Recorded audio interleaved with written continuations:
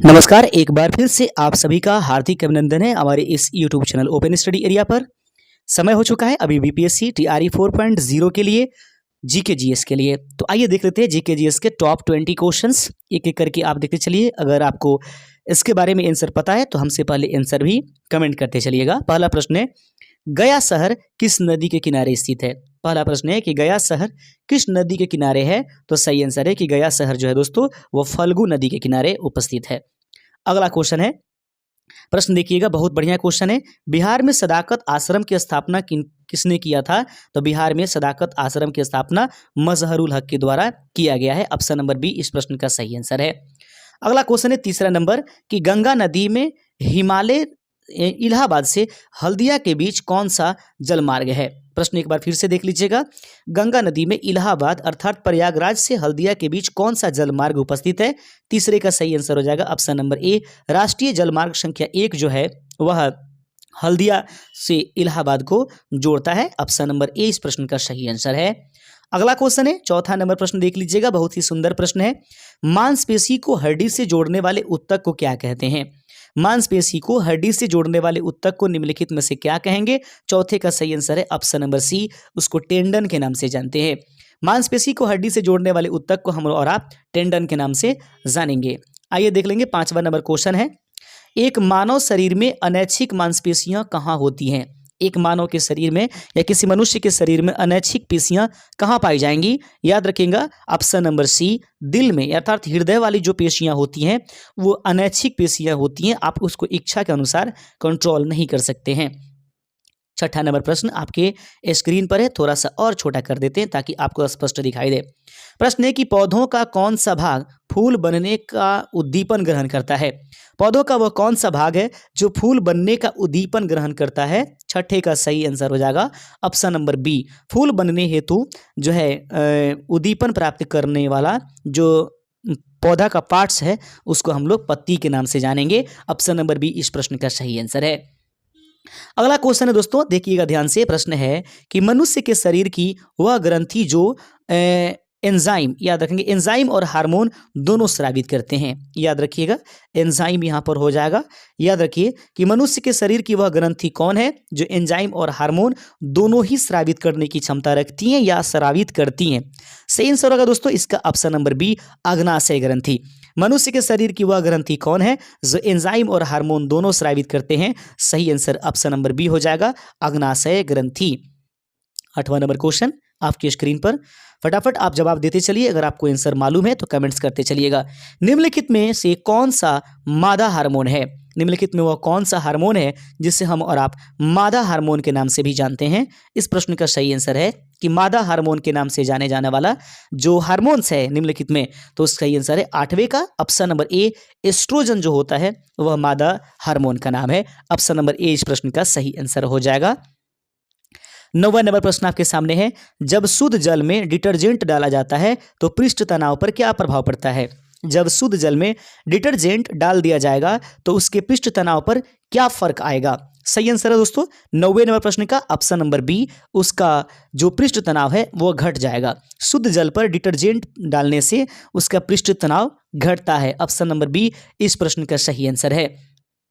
लीजिए आपके पास अगला क्वेश्चन है कि निम्नलिखित में से कौन यांत्रिक तरंग है? निम्नलिखित में से किसे आप यांत्रिक तरंग के नाम से भी जानेंगे? रेडियो तरंगे, ध्वनि तरंगे, प्रकाश तरंगे, उपर्युक्त में से एक से अधिक सही है या उपर्युक्त में से कोई सही नहीं है? प्रश्न है कि निम्नलिखित में से कौन जो है यांत्रिक तरंग के नाम से जाना जाता है? 10वें का सही आंसर हो जाएगा ऑप्शन नंबर बी, ध्वनि तरंगों को दोस्तों हम लोग यांत्रिक तरंग के नाम से भी जानते हैं। उम्मीद करते हैं कि आपको हमारा सेशन अच्छा लगता होगा। आप अपना सजेशन जरूर देते रहें और चैनल पर नए हैं तो चैनल को सब्सक्राइब करके आप हमारे इस परिवार का, अपने परिवार का एक सदस्य ओपन स्टडी एरिया पर जुड़ते रहिए और अपनी तैयारियों को मुकम्मल कीजिए। जब प्रकाश एक माध्यम से दूसरे माध्यम में जाता है तो निम्न में से कौन सी नहीं बदलती है? निम्नलिखित में से वह कौन है जो एक माध्यम से दूसरे माध्यम में जाने पर अपने में परिवर्तन नहीं करती है? तो जब प्रकाश एक माध्यम से दूसरे माध्यम में जाता है तो निम्न में से कौन सी नहीं बदलती है?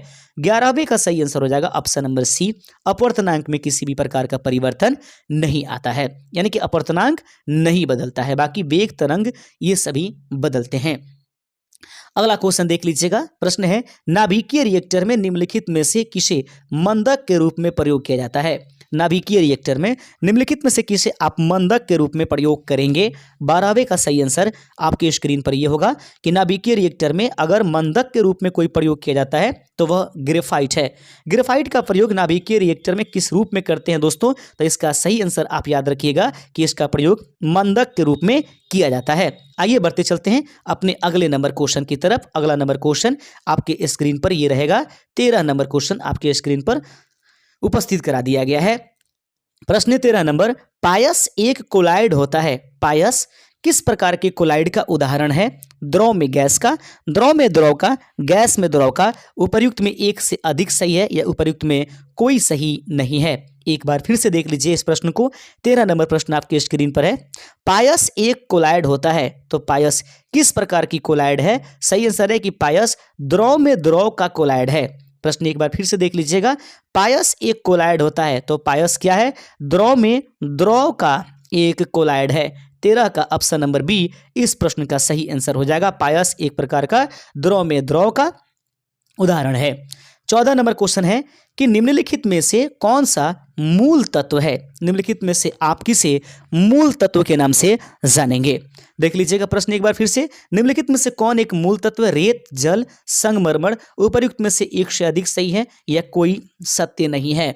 14 नंबर प्रश्न का सही आंसर हो जाएगा दोस्तों ऑप्शन नंबर ई, उपर्युक्त में से कोई नहीं। क्योंकि देखिए रेत, जल, संगमरमर और जल यौगिक है, रेत एक प्रकार का मिश्रण हो जाता है।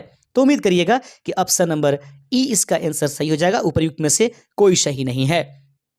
15 नंबर क्वेश्चन है कि निम्नलिखित में से वह चुनिए जो मिश्रण नहीं है। प्रश्न आपके सामने है। 15 नंबर क्वेश्चन देख लीजिए। निम्नलिखित में से वह चुनिए जो मिश्रण नहीं है। वायु एक मिश्रण है, गैसोलीन भी एक प्रकार का मिश्रण है, एलपीजी भी एक प्रकार का मिश्रण ही है। उम्मीद करिएगा कि इस प्रश्न का आंसर क्या होगा। निम्नलिखित में से वह चुनिए जो मिश्रण नहीं है, तो याद रखिएगा उपर्युक्त में से कोई सही नहीं है, क्योंकि ये सभी के सभी मिश्रण ही है। ऑप्शन नंबर ई इस प्रश्न का सही है।